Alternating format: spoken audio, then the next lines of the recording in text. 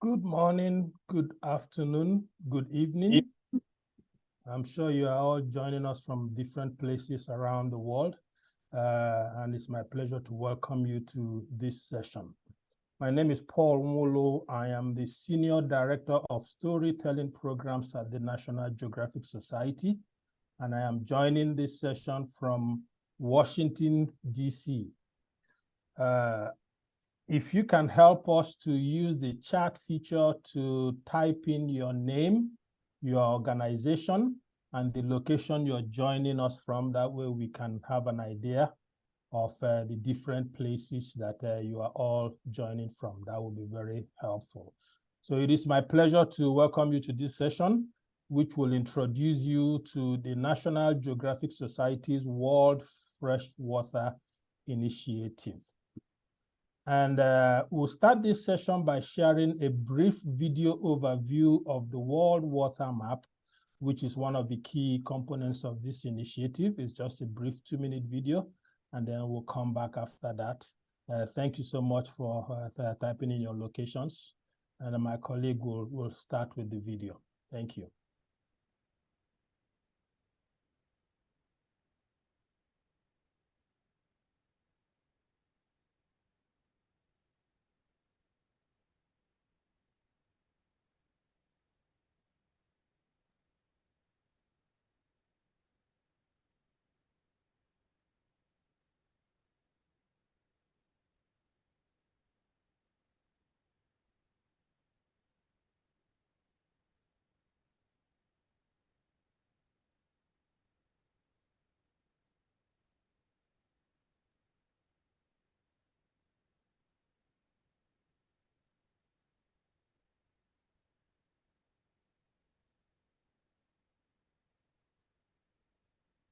I think we might have some technical challenges with the audio.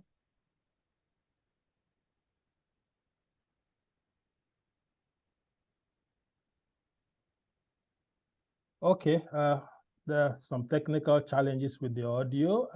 We'll try to figure it out, and if we can, we'll run the video again later on. But again, welcome back. This session is being hosted by National Geographic Society. National Geographic Society is a global nonprofit headquartered in Washington, D.C. Our mission is to use the power of science, exploration, and education and storytelling to illuminate and protect the wonder of our world. And we will do this. Steph, are we able to, did we sort out the audio issues so we can run the video? Yes, I could share the actual file. Okay. So we'll share the files with you so you can be able to view the video. Thank you so much. Again, our mission is to use the power of science, exploration, education, and storytelling to illuminate and protect the wonder of our world. And we do this by funding an amazing group of scientists, educators, and storytellers across the world. One of the wonders of the world that we seek to illuminate and protect is our fresh water. And before I move on to talk about this initiative, we have a quick poll. This poll is to understand your level of information regarding which sector uses more water.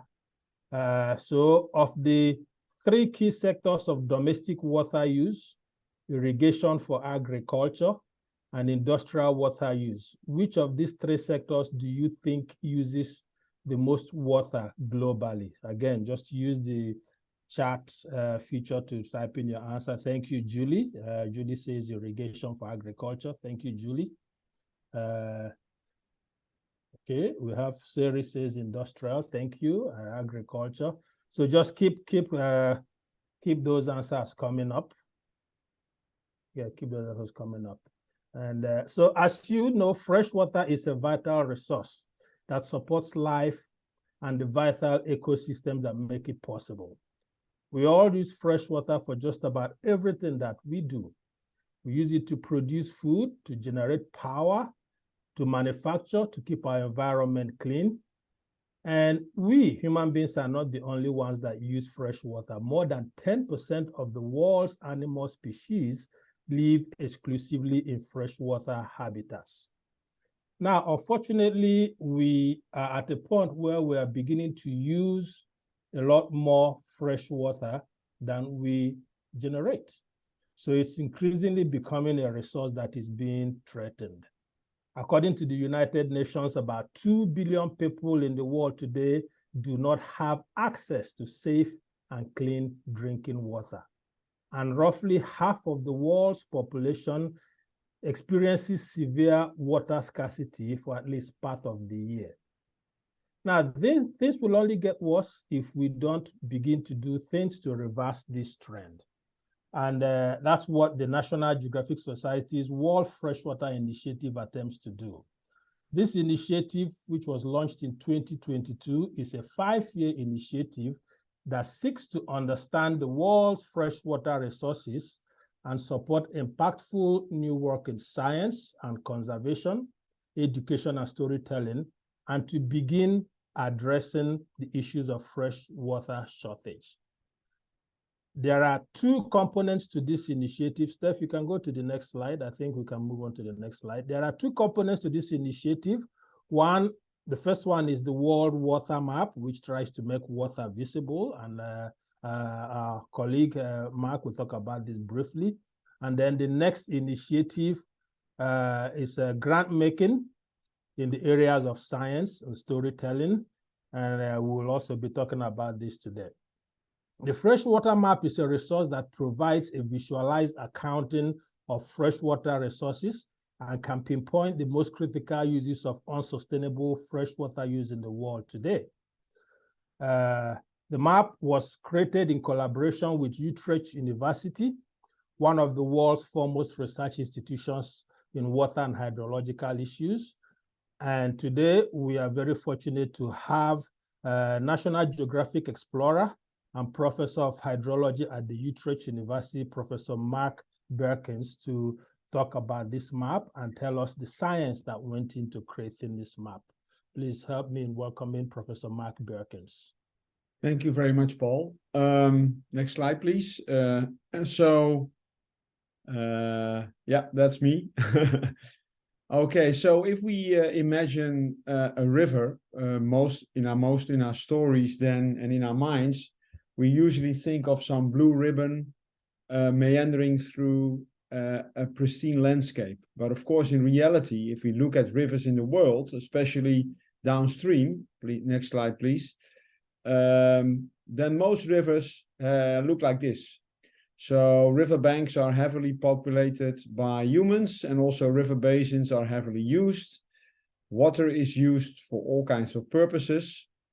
And of course, next slide, water, as we know, is essential for life on Earth, and mankind is not different. And apart from using water for drinking water, we also use it to grow our crops in areas that, and also surface water and groundwater actually by irrigation in areas where we don't have enough water. Water is essential for energy production in many places of the world. And also manufacturing cannot be done with water. It basically is one of the main fuels that we need for economic growth and well-being. That is water. It's also a very convenient agent to get rid of our pollutants, as we know. Next slide, please. So we have been impacting water systems for the last 100 years and even before, but especially in the last century, in the 20th century, human impacts on the water cycle has been such that it cannot be no longer be ignored, and it should be an essential part of the way we look at water systems in the world. And this map shows this in a very nice way, because it shows you over time. You see the date running, or the year running on top, from the beginning of the 20th century, how different rivers, pristine rivers in the world, have been impacted by dam and reservoir building over time. And you can see there are very few free-flowing rivers left in the world, especially if you look at the larger rivers. So what we try to do is basically simulate in our model how water reacts on the Earth's surface over land, including human imprint on that. So next slide, please. So what we did is we built this world water model, which is also called the global hydrological model, that basically simulates what happens to rainfall. Next slide, please. When it falls onto the Earth's surface. This model is driven by precipitation data sets, rainfall and snow, temperature and evaporation, and we get these from observations, but also from global climate models. We need to know what land use is there, what the soil type is, the geology, vegetation and elevation. And please, the next slides, the next two slides actually. Yeah, another. We also put in what everything that man is impacting on the water cycle. So the model also simulates that reservoirs are being built over time behind dams. Irrigation is extended, irrigation water is withdrawn from groundwater and surface water, used for all kinds of purposes, as well for for domestic, not only agriculture but also domestic use and so on. Socioeconomic parameters as population and economic development also determine over time how water demand is developing and how this is translated into water withdrawals and return flows to the water system. And the output of our models, next slide please, is that we can simulate basically what the status is of our hydrological systems over time, starting say in the 1900s, or well, actually more accurately since the 1960s, well into the 21st century using climate and socio-economic projections, simulating the wetness of the soil, the groundwater resources, the discharge through our rivers, but also the demands of humans. And if the demand is not met, so if certain human water demand is not met because we can't withdraw what we would like to withdraw for to satisfy our demands, we have a water gap. And that is actually portrayed in this world water map. The water demand of the different sectors as well as the water gap. Next slide, please. So what kind of sectors are we simulating here? So we're explicitly taking account apart we're taking account of water withdrawal and water demand of irrigation, industrial, both manufacturing and cooling water use, as well as domestic water use. Now, whenever, like I said, whenever the demand of these sectors is higher than actually the water availability, then we have a water gap, which means that we cannot withdraw the water that we would like to withdraw. And this water gap is logged over time, and yearly average water gaps is mapped. So whenever there's a water gap, this also often has detrimental impacts on the environment, because people try to satisfy this water gap by, for instance, extracting non-renewable groundwater, or also taking water from ecosystems that would otherwise need that water. And that can, of course, a very well-known example, next slide, of this is the Aral Sea. This is fed by the Amur and Sir Daria that basically has their sources in the western parts of the Himalayas even. And they basically use that water upstream for cotton irrigation, and that has detrimental effects on the extent of the Aral Sea. Now, we've been mapping this globally, but of course, if you look more carefully, we have been calculating average water gaps and demands for what we call water provinces, which are an intersection of countries and administrative boundaries. So we get these average values if you look at the water map, world water map. But of course, underlying that are pixel-based estimates. And if you go to the next slide, we can see, for instance, the water gap, mean water gap in meter water based on the pixels for every pixel that is in our model. And you see some of the hotspots in the world that have been identified here by one of our PhDs, Myrte Lijnse, based on this water gap, but also based on well-known literature. And what we want to do is we want to do deep dives into these hotspots and try to understand by detailed tailor-made modeling there, but also by the narratives known from the literature, how this water gap developed. And we also want to put the human interest in there by subsidizing, this is more the National Geographic part, and we'll come to that later, Paul will come to that later, subsidizing storytellers to go to those hotspots and report on how people are dealing with these circumstances. So with that, I would welcome questions later on after the end of our talk, but right now I'll give the floor back to Paul. Thank you so much, Professor Bjerkens, for that presentation about the World Water Map. Again, as you said, I know some of you will have some questions, so we will make some time before the end of this session for you to ask Professor Bjerkens any questions you have.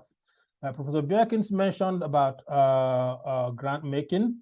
At the National Geographic Society, we often say that science and exploration are our foundation, and storytelling is our superpower. So it made sense that we kick off grant making on this initiative with storytelling grants. So earlier this year, we announced 10 storytelling grantees who are currently using data from this map to tell stories about fresh water around the world.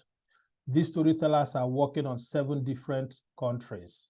And as we often say, it's important to balance the worry with the wonder. They are documenting the hardships of water shortage, but also stories of hope, stories of cooperation, and looking at sustainable solutions for preserving our fresh water. I'll give you some examples of some of these stories.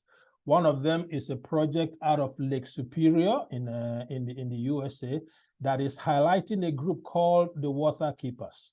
The Water Keepers are really an informal group that are trying to protect Lake Superior, which is a very vital economic organ in the upper Midwestern part of the United States. Lake Superior gives us about 3 quadrillion gallons of water. And again, because of the use and the climate change and different reasons, the lake is becoming threatened. So the water keepers are looking at innovative ways to be able to preserve this lake. And then we have another project in Punjab, India. Again, Punjab, India is the world's largest population, and they need a lot of food. So irrigation is one of the ways they use water, and because of climate change impacting rainfall, water is becoming less and less available for irrigation, and this is also in turn affecting the availability of food, because without irrigation, people cannot grow as much food as they used to grow. And then we have another project in Tanzania, Dar es Salaam, that is documenting how rapid urbanization in Dar es Salaam, the capital of Tanzania, which is one of the highest growing urban areas in the world, has basically led to the depletion of the 3 key lakes that were once essential habitats for diverse plants and animals use. So these are just some samples of the projects we are funding storytellers. This map is active. They're using data from this map to tell amazing stories that bring this to life and let us understand the dangers of water use. And we're also very fortunate to have with us here today one of these storytellers. Caitlin Orch is working on a project called American Adaptation, and I will invite Caitlin to share some information about her project with us. Thank you, Caitlin. Thank you, Paul. And thanks, Stephanie. I guess I can take over the screen here. Go. Sorry, 2 seconds, guys.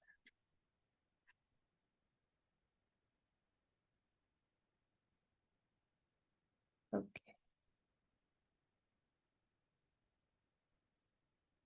So I guess, hi, first I'll say hi, everyone, and thank you again for joining our session. As Paul mentioned, my name is Caitlin Oakes, and I'm a visual journalist and a National Geographic explorer working on a grant that's about the Colorado River Basin, which has been supported by this really vital initiative. And I wanted to start in the beginning, for those of you who are unfamiliar with the Colorado River Basin, just by talking a little bit about the river itself. So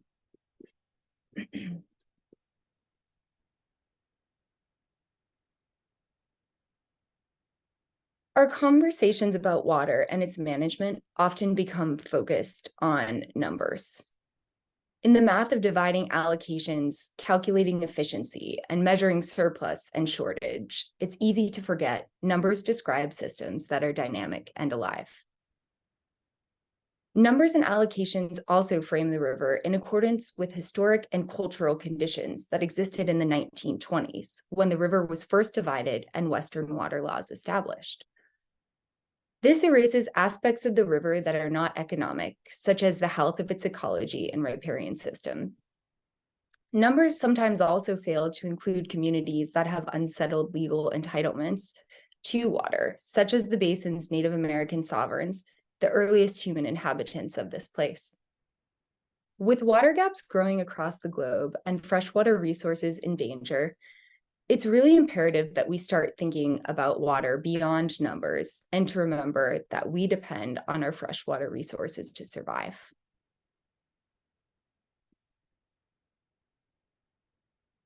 The Colorado River is the largest freshwater system in the southwestern United States. The majority of its roughly 244,000 square mile basin exists in a landscape that averages less than 20 inches of rain a year. Once called the American Nile, this river is often referred to as the lifeblood of the Southwest. And it's a snow-fed system, so it starts really high in the Rocky Mountains before plummeting thousands of meters through some of our planet's most iconic landscapes. It is a river that has captured our imagination and devotion. It's a river that has supported the basin's Native American tribes for centuries. It is considered a life force and is an integral part of many creation stories. It is a river that is essential for the region's biodiversity. It supports countless species of wildlife and riparian systems. It is loved by its river guides in a given year who spend more days on water than dry land and know its twisting waterways by heart. 40 million people, 1 in 10 Americans, depend on this freshwater system. Its water also supports 5 million acres of irrigated farmland that yield 15% of US agricultural production.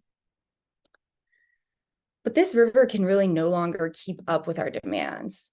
And the last 23 years have been the hottest, driest period on record for the basin in 1,200 years. So since 2000, a recent study found that the Colorado River has lost 10 trillion gallons due to climate change driven by human activity. So kind of with its reservoirs approaching critical lows, federal officials ordered last summer 30% cuts in its overall water use to stabilize the system. So this is kind of acknowledging how this river has really reached a tipping point. It cannot sustain our demands anymore. And in the United States, water shortages on the Colorado River have arguably become the largest and most immediate climate adaptation challenge in the country. Existing drought agreements for the river are also expiring in 2026. So this creates the first major opportunity in a century to make changes to the river's management, but it also challenges policymakers and water managers who are currently debating what to do, sort of how to address immediate shortages that we're seeing now, and also how to stabilize the river in a long-term climate change future. So in the short time we have today, I can't begin to summarize a century of complex legal and political history that have gone into shaping how this river got here. If you guys have questions, I'd be happy to try to get into some of them at the end. But instead, what I would like to do is share a few stories from the people who are dealing with water shortages, not as numbers on a page, but really as part of their lives every day. So my project with the National Geographic American Adaptation focuses on 3 agricultural communities in the Colorado River Basin that are navigating increasingly difficult environments and also consequences of water management failures. So as the largest water users in the basin, farmers are collectively diverting 80% of this river for irrigation. So they're really the community that's likely to be impacted the most by these upcoming cuts. I started this project in the northern part of the river's watershed, where the Ute Mountain Ute tribe has inhabited land for the last 10,000 years. In the 19th century, when federal policy sought to assimilate Native Americans, the tribe yielded much of its ancestral homeland in a series of treaties. It took 100 years for the Utes to settle a fraction of their water rights with the state of Colorado. They continue to work to settle water rights with other states, and that's ongoing today. But after reaching their first settlement in the 1980s, they decided to develop a portion of their water to establish the Ute Mountain Ute Farm and Ranch. To build it, they painstakingly broke 7,600 acres of land out of the desert. Many on the farm helped remove seemingly endless piles of rock and desert brush that was described to me as being the size of a small car.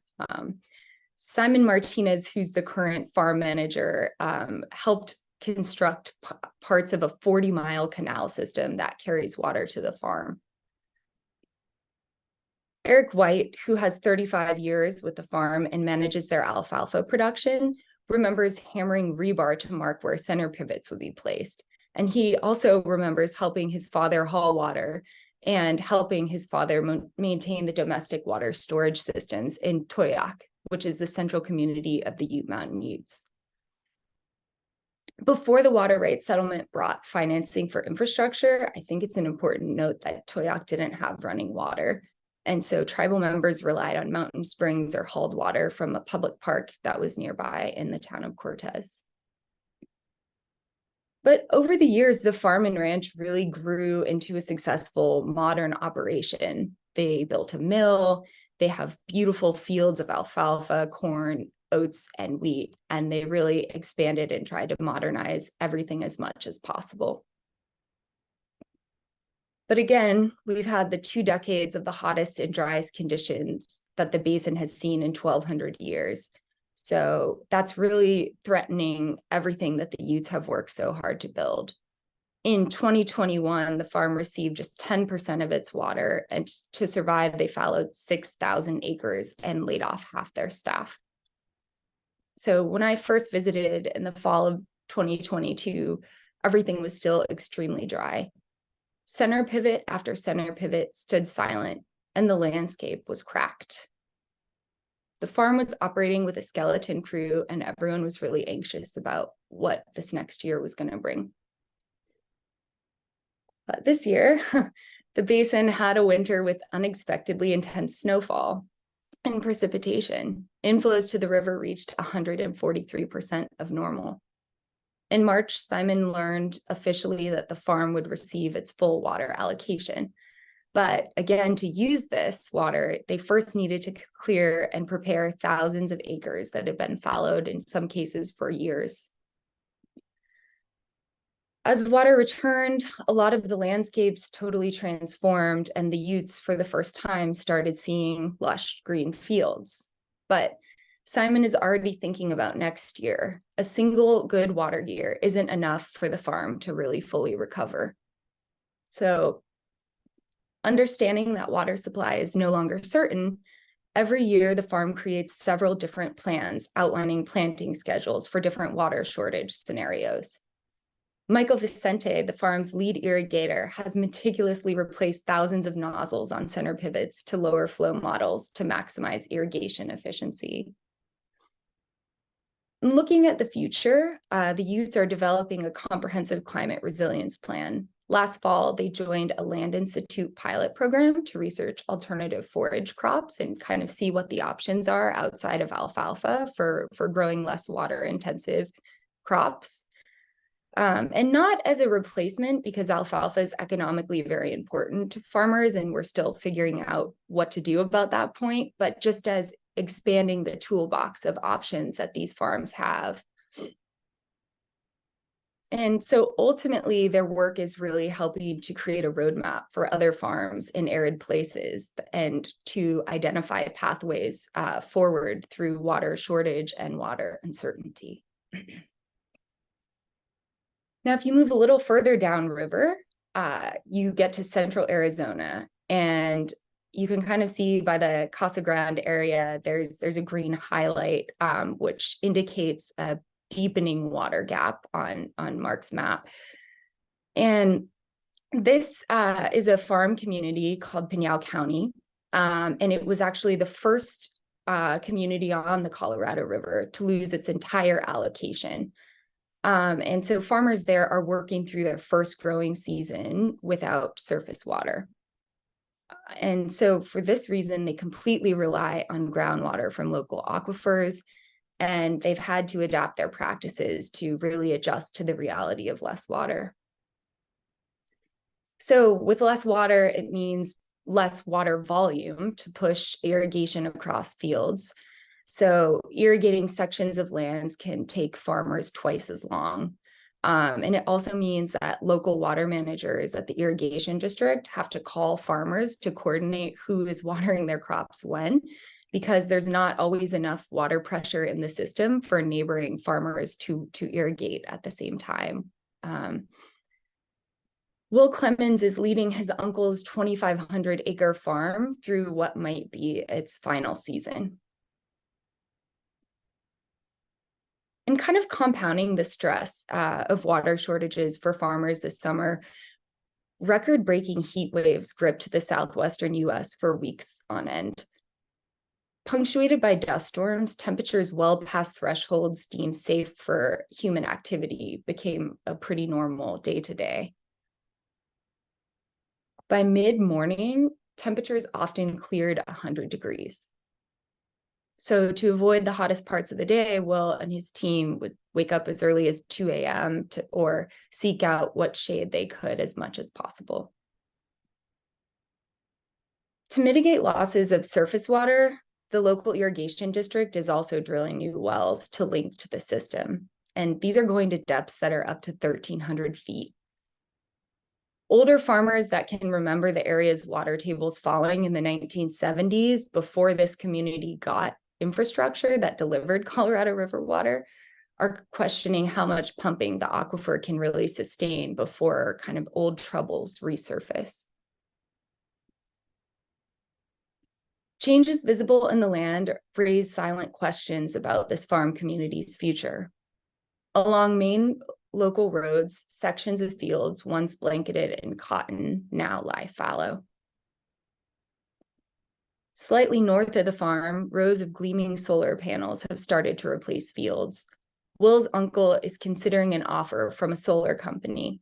Much like the community surrounding it, the farm's future is really not that certain. And the last farm I want to talk about is towards the southernmost part of the river's watershed, just north of the US-Mexico border. And you can see the green here is pretty intense, indicating a very strong water gap that is dominated by irrigation. So the Imperial Valley is a 500,000 acre area that holds some of the river's most senior water rights users.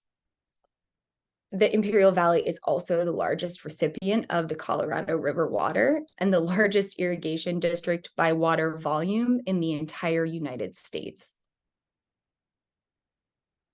2/3 of vegetables eaten during wintertime in the US are grown in this valley. Despite holding senior rights, farmers in the valley have been under increasing pressure from the rest of the basin to voluntarily offer water cuts and help share the burdens of shortages and climate change with others in the basin. And I think it's important to understand here that the Colorado River is this community's only source of water. So there is no groundwater to turn to should they lose Colorado River water. So people who call this place home, every drop of water that is lost means that it's going to be land lost to desert. The thin blue arteries surrounding the valley are a constant reminder of this fact. The valley's main canals form a clear border separating desert lands from irrigated farms that depend on the river. Jack Vesey's family has lived in the valley for generations. He operates a 10,000-acre produce farm, and he lives a few minutes' drive from his office, which is filled with black and white photographs of his father and grandfather selling lettuce and produce markets or standing with workers in the field. Most farms in the valley I spoke with say they understand that the irrigation district is likely going to have to agree to give up some water. But farmers thinking about the real possibility of watching their land turn to desert want to know what people living in the cities are going to give up in return for the loss of this arable farmland. Working on this project, I've really seen how much chronic stress farmers are under. Blistering heat, intensifying storms, debt from dry water years, costs of new technology, deepening uncertainty about water access. All these are real barriers that farmers are having to deal with when they're thinking about making changes or taking risks on programs that might help with water use. And just kind of zooming back out, to a component of our map here, it's important to remember that the Colorado River Basin is one of thousands in the world that are facing these kinds of challenges. And the World Water Map really helps us to see clearly places where water needs the most protecting. And it also helps us to see, our progress or our lack thereof over a 50-year time period, because the data goes back that far. And I really think that identifying our water gaps is the first essential step on a long road to protecting our fresh water. Someone at this conference said that ultimately management of water is the management of people. And I think that that's really true. Once we see these water gaps and we talk about why they exist, listening to each other, working within our communities to share our stories, and really taking collective action are the necessary next steps. This is where the research, the education, the storytelling will continue to help us find our way. And other grantees that Paul didn't mention are working on projects to help tell stories about the last pristine river systems in the Balkans, Peruvian lakes, a sacred freshwater reef system in French Polynesia. And ultimately, how we think about water is deeply personal. Our values shape our fundamental beliefs about water, which shapes how we think it should be best used. But underlying these perspectives is the fact that water inexorably connects us all. And without it, life on the planet is impossible. So I'm extremely grateful to the National Geographic Society for supporting my work to tell this story, and also to World Water Week for hosting our exhibition and this session and creating a space for us to all have these conversations. Thanks for everyone joining us here to listen, and I will turn the platform back over to you, Stephanie, I guess, and we can take some questions from everybody and kind of continue the discussion. Thank you so much, Caitlin, for that very powerful story. This is just one example of 10 amazing projects that we are supporting through this initiative. I know that you have been patiently waiting to ask your questions, so please use the chat feature to ask questions. Questions for Mark, for Steph, for Caitlin, or for myself. We'll have about 10 minutes or so to be able to get in as much questions as we can. So type your questions in the chat feature, And if you want to indicate who the question is for, that would be great, so we can be able to give you responses. Thank you.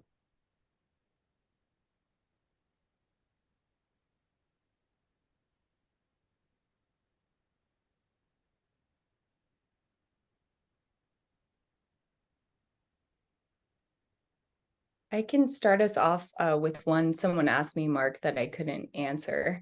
They were wondering about sort of the data sets and like various sources. I know some of it's satellite and some of it's kind of from other places, but I don't know, since we're talking to some experts, if you want to expand on that a little bit. Okay, so the input data to these models come from different sources. The more physiographic features, like surface elevation, they in the end land use, those type of things, they eventually come from satellite observations mostly. When it comes to the more human, then there is also the geology in the soil that comes actually from decades of soil mapping and so on, that has been put together into a global soil data set, and there is also a global surface rock type map that we've been using a lot, and those go in together with, so that's one part of it. Then we have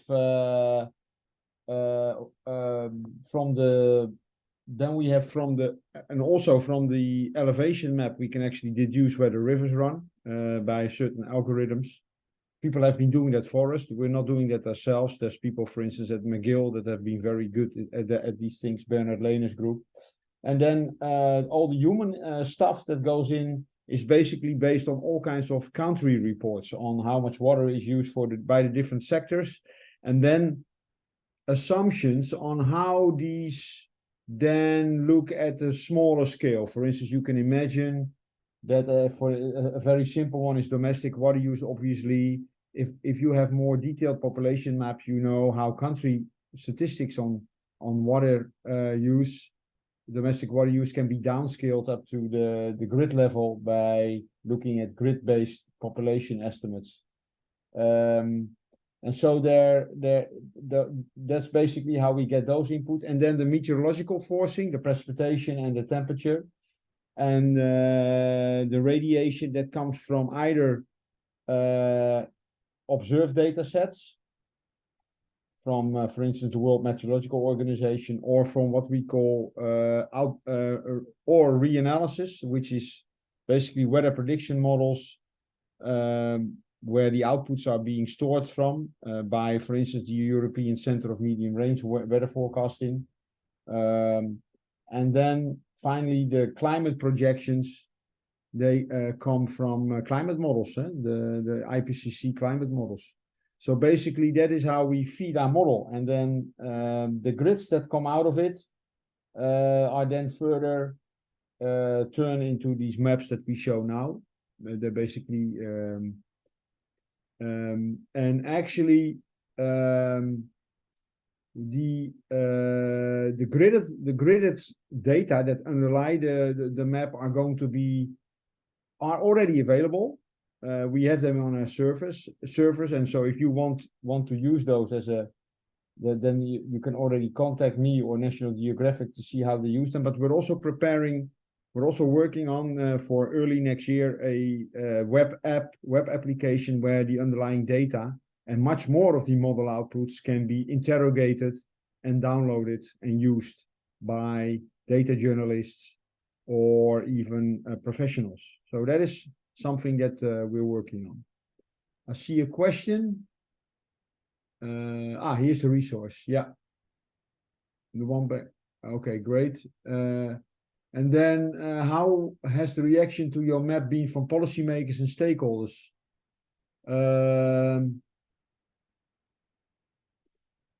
Actually, reactions have been positive mostly, because it's really insightful to see where what sector demands what water and where the water gaps occur. I actually had only positive reactions. There have been not any controversies yet when it comes about cross-border responsibility. And that has to do with the way we portray the data right now. Because we're basically estimating average values for within administrative borders as well. So the units that we use are always within a certain country. So we have done other studies that are about where we calculate, for instance, groundwater depletion at the level of aquifers that are transboundary. Of course, yeah, then you have issues, obviously. Yeah. Thank you, Mark. I think there's a question for Caitlin that says, what are your next projects? Well, I think, you know, in addition from continuing this work with the Colorado River, since the next kind of 2 years are really pivotal, really the next year, as kind of policymakers are still negotiating how to change management, I think it's a really important time for the public, for stories that help them understand what's happening and what the risks are, and you know what the ideas being presented for policies are. So I think it will continue to be a lot of work surrounding that. But you know, listening to some of the panels here and just in other reporting, I've really had an opportunity to speak with some pretty inspiring leaders. Daryl Vigil, who's here from the Water and Tribes Initiative, presented with some other Indigenous leaders from around the world. And it got me thinking about sort of storytelling about Indigenous knowledge and how we can incorporate traditional Indigenous knowledge into water management. So I think I might look into stories surrounding that sort of theme also as a next direction. Yeah. And Caitlin, one follow-up question from me is, I mean, if you look at these three very powerful stories, you had access to these people to tell you the stories. Can you talk just a little bit about what it took for you to get that access, for them to trust you enough to be vulnerable enough to share these really deep stories, and what was one big takeaway for you as a storyteller in working on this project? Yeah, absolutely. I mean, I think that especially in the Imperial Valley, it took a very long time for me to get, you know, connected with a farmer who was willing to really allow me to come back to the farm and come back and come back. At the time I had started the project, we hadn't had this magical winter with all this snow. So the reservoirs were really at this point where the federal government was indicating they might step in and make unprecedented cuts, and nobody knew where that was coming from. So there was kind of a lot of worry and concern. So, you know, being a journalist at that time saying, hey, you know, I'm trying to do this story, that just took a lot of patience. But, you know, ultimately, like, the farmers really, they want to share their stories, and they want people to understand. And you know, there is this huge divide in the country right now between urban and rural communities. And you know, spending time with the farms, I really came to see all these stresses that they're under. And you know, yes, they use a majority of the river, they use a lot of water. Yes, there's a lot of efficiencies and things that could be improved and technology that could be introduced. But like, you know, I think an understanding I really took away after spending so much time with farmers is that their days are so full of just keeping up with logistics that are already happening. You know, these hot temperatures, or jumps in the price of power, or the price of inputs, or the commodity prices shift, that I think we have to think about if we're asking our farms to change, which we need, you know, to somehow use less water, that it's how can we support them and in ways that are not just pay them to fallow the land. And so I think that that's where my thinking has really shifted, in terms of like, when you're a water manager who's talking to farmers, you know, you're going to want to have all that in mind when you come in to sort of think about the risks that they are taking on to make these changes. Yeah. Thank you so much. We have one question here from Prosun, which says, is the Freshwater Initiative linked with the groundwater assessment platform which was developed at IWAG?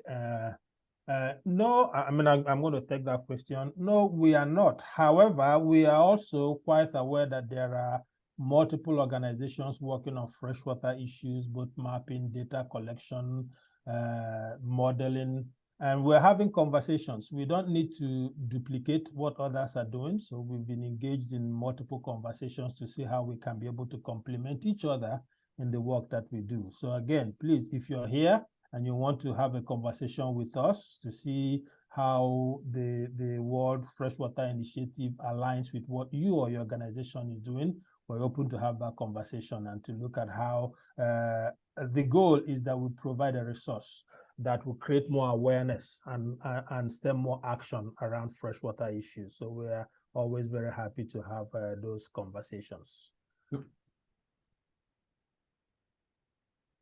Any other questions? Okay, so what's next? Next slide, please. So at this point, as I said earlier, the map is active. It's been active since March this year when it was launched at the UN Water Day. So please go and test drive the map. The URL is worldwatermap.nationalgeographic.org. I believe one of my colleagues also put this in the chat. So please go and test drive the map. Look at your local areas. Look at the watersheds in your local areas, and we are encouraging policymakers, journalists, activists to use this map as a basis for a lot of the work that they do. We also invite you to learn more about this, the Freshwater Initiative and the grant opportunities that are still coming up in conservation and education. Again, there's a URL here for you to visit our website and look at and look out for these opportunities when we do announce them. And then in early 2024, we are going to be doing an update, version 2.0 of the World Water Map that will provide more data, more water gaps, more information, and also more robust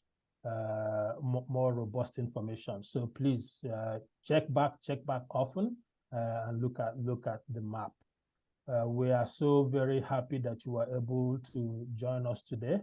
And again, thank you so much. And I'm going to give my colleagues, Mark and Stephanie, the opportunity, so Mark and Caitlin, the opportunity to do some final words. Yeah, so this is an ongoing project, and we're also doing, you know, apart from the storytelling, we're also thinking about the science as well. Like I said, we're going to do these deep dives into these hotspots, trying to understand by looking at the literature, but also looking at the storytellers actually to understand what were the causes of these water gaps, and then also see what way forward there is. What are the pathways to better the situation by understanding how these water gaps occurred in the first place, these water shortages. So that's also work that is going to be done on the site, as well as you know, looking at future projections and providing more data. So we're very enthusiastic to bridge science to storytelling. This is a new one for us as well, and I think it's a very powerful combination, and we're looking forward to working on this in the next couple of years, and also report on it to all of you. Thanks. Yeah, I would just add that I'm also really excited about kind of this fusion of data and science and communicating good information, but also, you know, encouraging everyone to really, in thinking about solutions or protecting fresh water, like not to think in silos and really, you know, reach beyond, reach outside your community when you're having these conversations. And yeah, it's just an exciting project to be a part of.